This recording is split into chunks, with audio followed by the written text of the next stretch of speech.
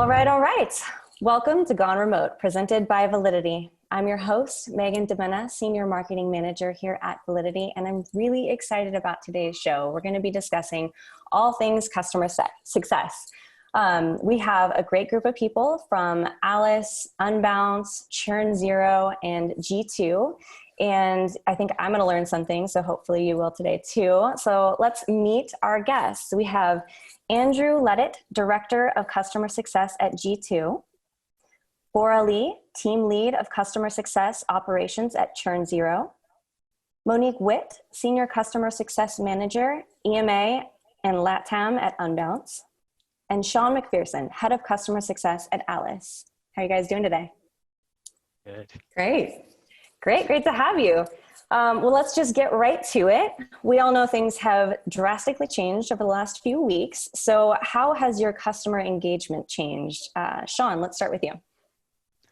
Yeah, so it's more like what have we not seen change in kind of the past couple of weeks? So some of the biggest things that we're seeing personally at Alice is honestly we hit the reset button. So not only at Alice, but also a couple of other companies that I advise with. So everyone is really trying to figure out like what in this new world does it look like for B2C or B2B SaaS for CS? And what we've really seen at Alice in particular is it's time to really realign with our customers on their strategies and really being an advocate for them in this time. So everything is about the relationship and the trust that you build with them, especially in like these times of uncertainty and really trying to figure out like what is going to work best for them.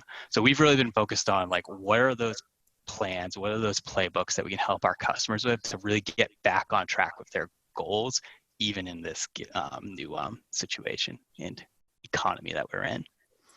Great, yeah, I love that, being the advocate for the customer. Bora, how about you?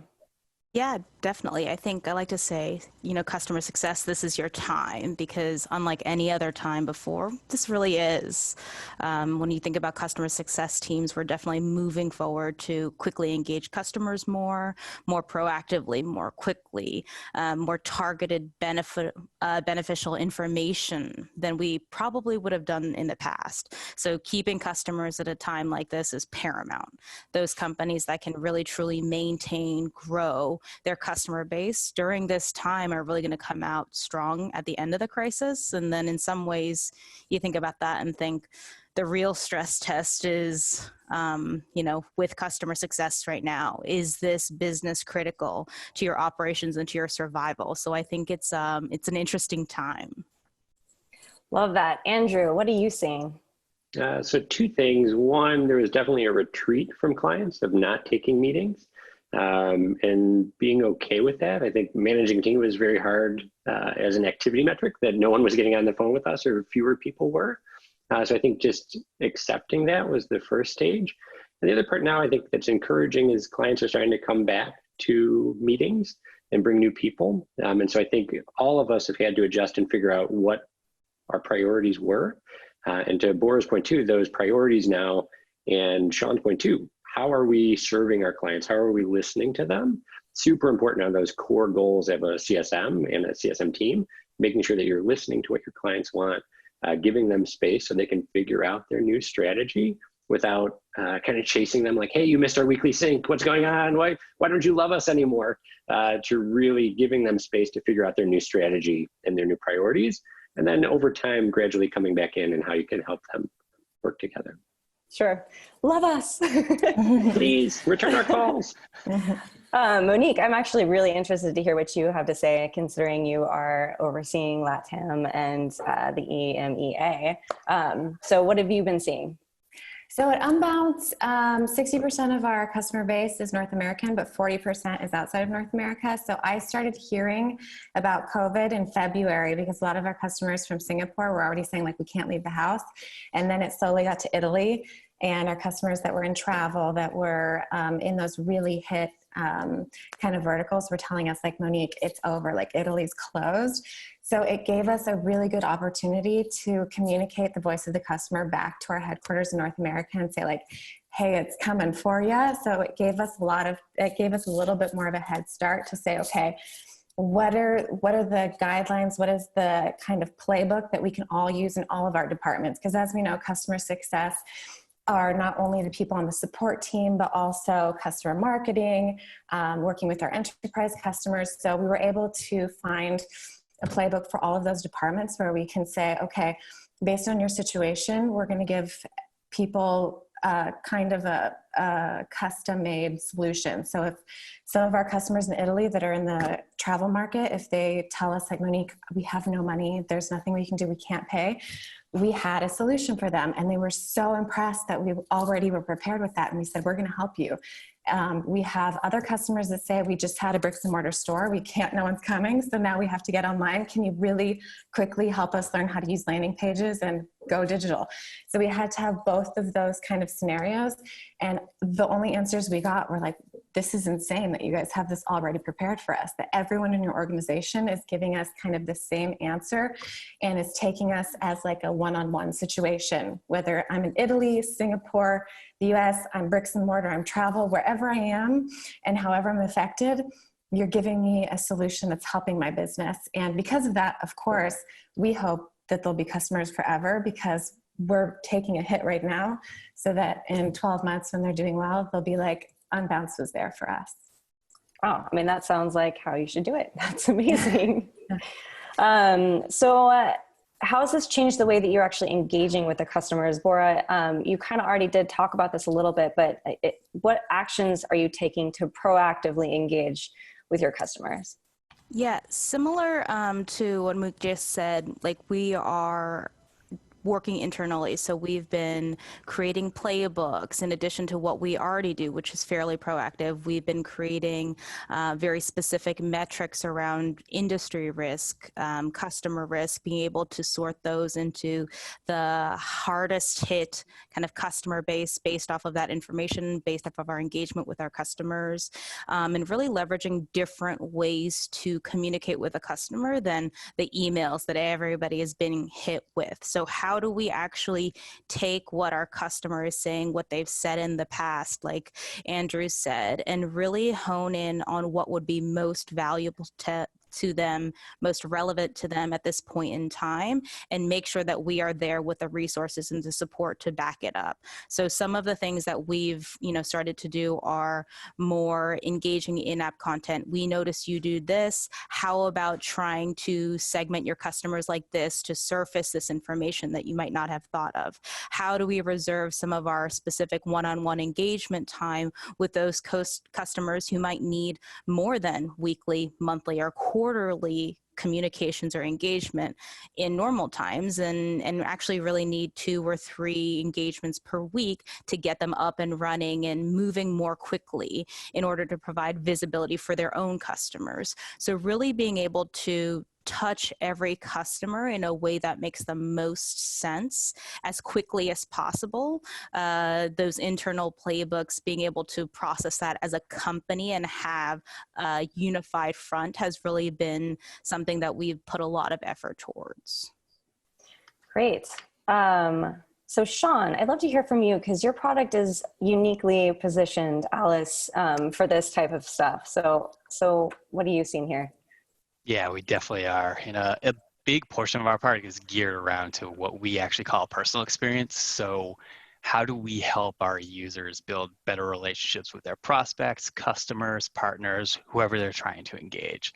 So we've pivoted and we've really focused heavy on enabling our customers on this, especially since a lot of our customers are, from a stakeholder perspective, they're in sales and or marketing. So we're really focused on like, what are the right questions and strategies we should be tackling? So we have our customers figuring out like, what's that right campaign you should be running right now? How do we handle these big events and in-person events that we've traditionally handled that are all now digital? Like that experience has 100% changed.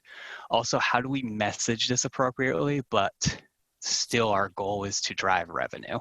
That has been a big change for all of our customers across the board. I'm sure, Andrew, you've seen that too, kind of being in the marketing space. And the last one is really like, how do we build these relationships so folks that have those budget cuts today will buy later this year?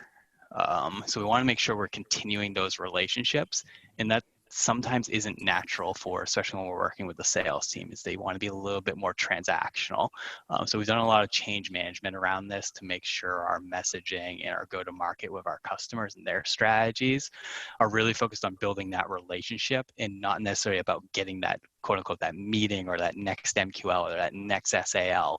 It's more focused on like, how do we just get to the next conversation and continue that going forward? So really focusing on that change management and having folks prioritize the relationship over the transaction has been a big thing for us at Alice. Awesome. Yes. Okay. So these are things that we all should be doing. They're great strategies. Let's shift it over a little bit and talk about the things that you shouldn't be doing. Monique, are there things that you would suggest to stay away from doing that you previously might have been doing in the past? I think Bora kind of touched on it. I think we've all gotten these really cheesy emails where people are trying to kind of like profit on COVID. It's like, oh, so now that this has happened, maybe you want to buy our third product. So we've definitely tried to stay away from that and just give customers and prospects information that could maybe that are already in their plan, so they wouldn't have to pay us more money. Or we say, in certain industries like education or in government, we see that there's more traffic for their services. So it's like they have the opposite problem. They have even more business. So being really understanding to that and the fact that traffic is normally monetized, but we're saying in this time, we want to support you. So I think having kind of the feeling that you genuinely want to help people instead of this like cheesy profiteering, because everyone can always feel that when that's happening. So I would definitely say I never want another email like that. So we really try to message in a way that it's really just useful to the customer or prospect. Love that. Andrew, how about you? Now, one of the things that just came to mind, some of it is tone. So I think there's a temptation sometimes to present, I know what you're going through. Potentially, if you're a success manager, you've talked to some clients and you already know some similar things. Maybe an event got canceled. Hey, I know that must be stressful, but I think that would be a definite avoid that tone component and really lead with compassion of help me understand what's going on for you. Maybe their job is not stable anymore and they're fearing for their personal livelihood. So I think trying to be as compassionate as possible, being curious instead of thinking sometimes that you know the answer, you know what they're going through, you read a press release, and you think you know what their business is all about right now. Those would definitely be avoids from my book. Gosh, yeah, I love that. And one of the themes we are constantly seeing on this show is empathy and compassion. So makes sense that it would pop up here too. So maintaining customer relationships, it kind of segues perfectly into this. How do you make your customers feel special right now? Monique, you and I actually briefly discussed this a little bit last week. Do you mind sharing some of those thoughts with us today? I guess kind of a story that I can tell that recently happened last week. We had a company from Ireland who was running this campaign and our servers went down. And so the landing page was offline for like a minute or two, which was really bad. So the interaction started in a really negative way. It was like, hey, my page isn't working, why not? And so they reached out to our support team and we were getting back to them. But before getting back to them, we actually checked what their landing page was to get some context and see like how important it was. And they were actually running a campaign for the government of Ireland, and they were asking for healthcare workers, for nurses, for doctors. And we thought it was amazing that they were doing that. So we got back to them and we said, this is what happened. It won't happen again. And we are giving you all of your traffic for free because we believe in what you're doing. And they've gotten, I think, over 1 million people from Ireland to sign up to be nurses and doctors. So just stories like that, where we also are super interested in the context. It's not like you're one customer in 1 million. So special things like that we've been doing to delight our customers and to say, like, if you're an educator, if you're working in government, if you're in any of those sectors that are really helping, we want to support you. And that's one of many stories that we've been working with recently. That's amazing. Thank you for sharing that. So Andrew, at G2, you have a very public platform. People are surveying people in the wild. You can see things. So what are some of the creative ways that you've seen people make their customers feel special? Sure. So 2 ways, Megan. One for G2 and then one for our clients. So as you mentioned, we get reviews from a lot of clients from their users, which right now some products are seeing a ton more new users for users using their products. The first part is, I think, the most inexpensive way to make people feel valued, and that's simple. It's just listening. So reaching out to people in a non-obtrusive way to touch base. How are they doing? How is their family? What's their new life like? And just sitting back and listening without an agenda of, I'm great, want to hear how you're doing, but I'd really love to sell you this other thing now that I have you on the phone. So sitting back and the core focus being to listen. So that's one piece on what we're doing at G2 with our customers, make sure we listen. How has their business changed? How can we help? And then the other part is an interesting one for what some of our customers are doing to reach out to their users to get feedback, knowing that they may be seeing a surge of new users. And so how do you balance that of asking for feedback when there are so many new things going on? And so that is a struggle for some companies of how do you time that right? How do you message it correctly and make people feel heard and point them to support if they're having issues? So one quick example from our support team is the video conferencing platform that we use. At the end of that video session, you may see and ask to leave a review on G2 of the product. So some new users of that product have now come to G2 because they've had some issues and they want some support. So our team is responding to them and trying to connect them back to the company instead of just shooing them away of, hey, not our problem, not our product. So making a concerted effort to listen when you get feedback, and how do you balance asking for that feedback in a non-pushy way? Great advice. So since we're on the topic of creativity, what are some of the more creative ways you've seen companies stay ahead of churn? Bora Churn Zero is obviously designed to do this. So I'd love to hear what you've seen here. Yeah, I think just like everywhere else in the world, our customers and our internal team have kind of stepped up the innovation. Everybody has been, rattling their brains for different creative ways to manage, maintain, monitor their customers. Some things we've seen are things like COVID-specific health scoring. So rather than changing what your day-to-day normal baseline would be, creating an additional health score, churn score, as we call it in Churn Zero, to compare what is normal behavior versus their current behavior. The outcome of that, or the result of that in the longer term, is that you have the ability to compare those behaviors. And then as we start to get out of the current situation, you're also going to be able to, in better position to support your customers that are getting better, need more help, need the regular resources, and are back on track. We've also seen things like listening, right? Andrew just said it, but surveys, short surveys to ask our customers, hey, we are here, we want to help. What can we do for you? Can you fill out these four quick questions so that we can help respond appropriately, quickly and effectively in a way that makes sense for you. We've also seen creative kind of payment terms, upgrade products, so updates to product or subscription pages so that we're proactively offering help or access to specific parts of our application that could be useful for our customers at a time like this. Last thing we actually saw, which was one of our customers was able to kind of gather local support to help, that industry, the industry that they were in, actually gain access to bars, restaurants, those types of things in the area that were open, that were still delivering, that were still trying to carry on operations and to support that from the local community base. So I think a lot of very cool and innovative things that people are starting to get through now. Love that. I'm actually curious, have you seen higher engagement with your surveys? Are your customers engaging more with those? Well, for us, we've done a couple of short, just little ones. I think the ones that ask, like, how can we help you? Those, of course, I think are still getting in pretty high engagement because, we're really not asking them to do anything. We're just trying to find a way. We're trying to listen and put our money where our mouth is. We're trying to support them as best we can, given the information that we know about them and that they've provided. Great. Yeah. Sean, so I think Alice is, again, uniquely positioned here. So have you seen some creative campaigns around this? Definitely. So also a big part of our product is direct mail gifting. So that was a little bit impacted there naturally. Those customers kind of froze up a bit in the beginning because it's a channel that might just not as perform as efficient as prior.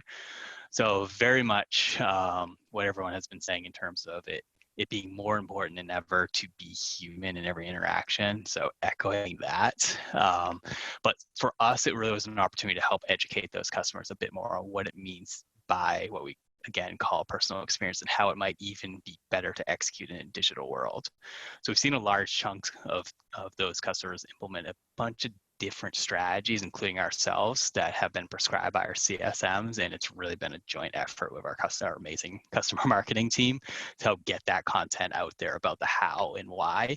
So we're seeing a very level of pivots, and especially focused on retention. So two of the big key ones are around virtual events. So think about like the big virtual events, the pre, the post, the in session. Like how do you just drive appreciation in session engagement as well. So we've seen a lot of campaigns, a lot of tactics around that. And then overall, what we're seeing, what we're really helping educate our customers on is marketers are able to execute on what we call give back campaigns for appreciation. So think about how can we use this budget that may have been used in a different way before, but actually funnel this a bit more towards the folks that are in need. So think about our donations, our charities, restaurant gift cards, etc.